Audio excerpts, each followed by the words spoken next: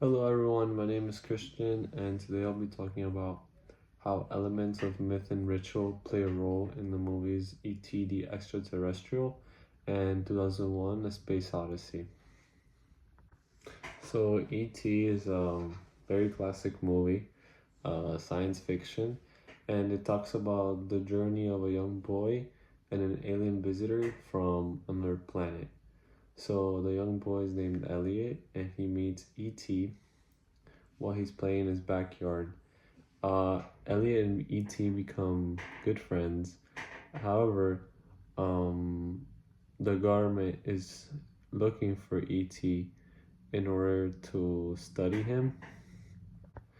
As the movie progresses, E.T. becomes sick because of the Earth's atmosphere, and Elliot and his friends help E.T.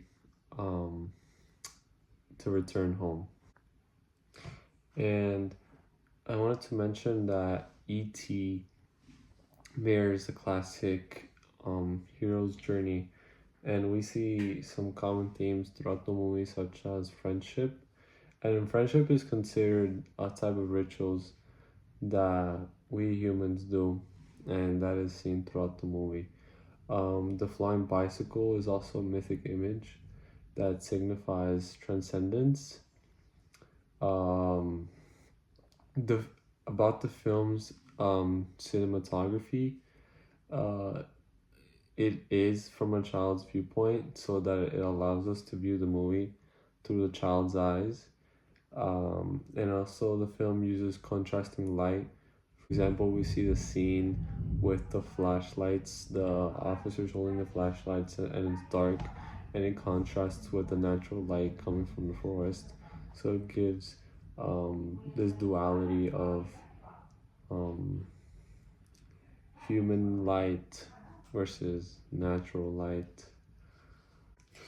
And for 2001 A Space Odyssey, the movie starts with apes discovering this large black monolith that caused them to start using bones as weapons.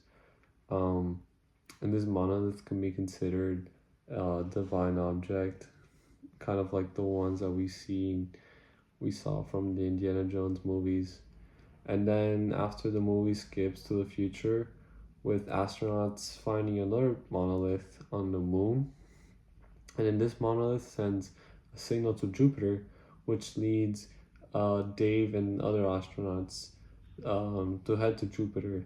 However, this computer software that's on the ship, HAL 9000, begins to malfunction, and it starts killing the rest of the crew members. However, the only one able to survive is Dave. As Dave heads to Jupiter, he finds another monolith where he is then pulled into a portal which leads him to a room where we see him grow old, and he transforms into a fetus, becoming the Star Child.